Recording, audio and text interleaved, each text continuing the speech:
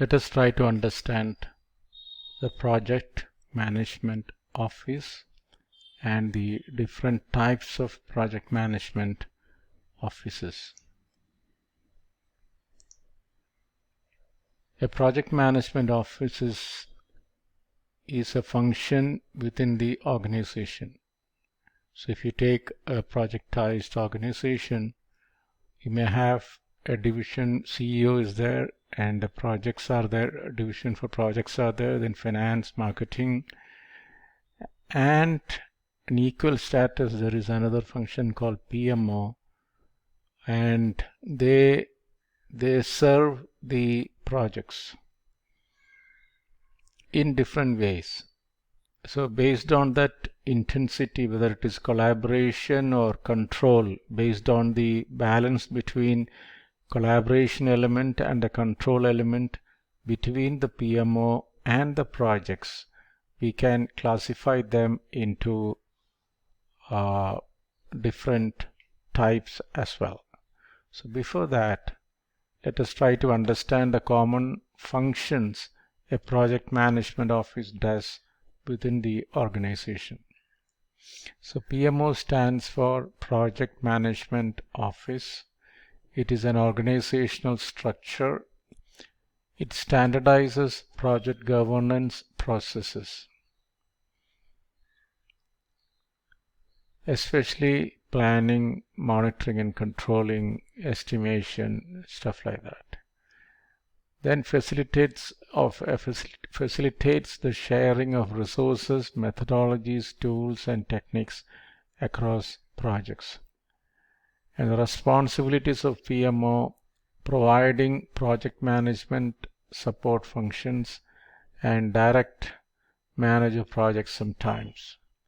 So sometimes the responsibility can be very low. It will be limited to just providing project management support functions like an audit or a review, sending an auditor, providing a training, providing a tool or a template, stuff like that. Sometimes it can go up to the extent of all the project managers report into the PMO, and it is the PMO who allocates project managers to the project. So responsibilities can be between these two extremes. So in a nutshell, what we need to understand is project management office is a function within the organization to support the projects to be successful by way of training, tools, templates, audits, project manager grooming, whatnot. So whatever they can do to make the project successful, they can do. So that is a typical function of a project management office. Now we have, as discussed before, we have different types of PMOs: supportive PMO, controlling PMO, Directive PMO, and Agile Pmos, which is the latest trend. So in supportive PMOs, the PMOs plays a consultative role to the projects. So they basically provide templates, training, best practices, training, access to information, and lessons learned from other projects as well are shared with the projects. So they play a kind of a supportive role. It's a consultative role. A supportive PMO plays a consultative role to the projects. They don't enforce any complaints.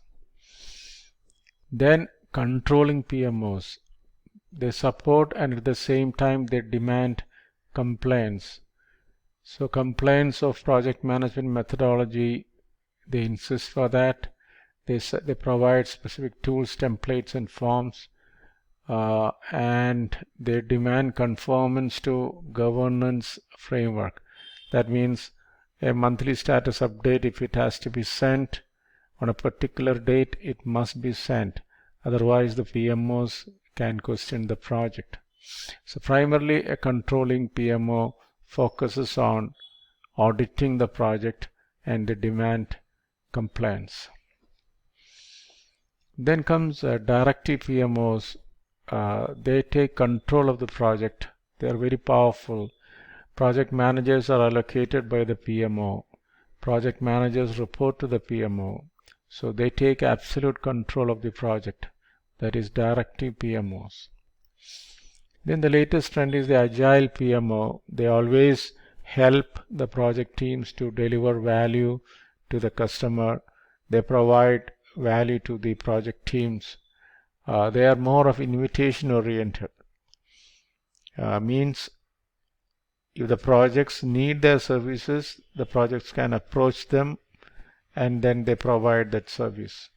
So based on the invitation from the projects, they go and help the projects to be successful. So they don't impose themselves onto the project. So if they can deliver better value, a lot of projects will seek their support. But if they are not that efficient, projects may not seek their support. So they are more of a servant leadership and invitation oriented mode. And Agile PMOs will have multidisciplinary people. Now, let us say a project has an issue with teaming. Maybe an HR specialist will be deputed by the PMO to solve that issue.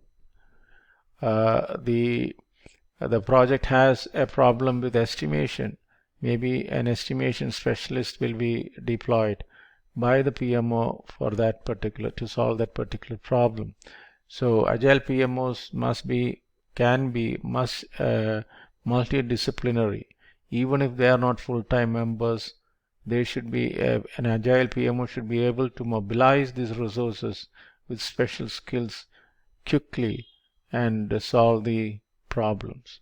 For example, again, if the Agile team has an issue in doing stakeholder management, immediately we need a specialist for get into this conflict resolution mode to avoid or to solve stakeholder issues and stuff like that.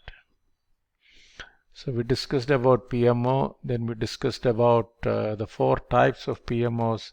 Supportive PMOs, they play a consultative role to projects. Controlling PMOs, they play a support and compliance role. Directive PMOs, they take absolute control of the project. And we have Agile PMOs, they are more focused on value delivered to the projects and by the projects, and they are more of invitation oriented. Based on the invitation by the projects, they go and help, and they are multidisciplinary. An Agile PMO needs people who are not only strong in project management, but maybe in other functions like HR, procurement, and negotiation and estimation, etc. So it is a multidisciplinary team. So that completes our discussion on PMOs. If you have not subscribed to our channel yet, please do subscribe so that you don't miss out on any updates. You can access the channel using this URL, that is www.pmricampus.com. So please subscribe to pmricampus.com. Thank you very much.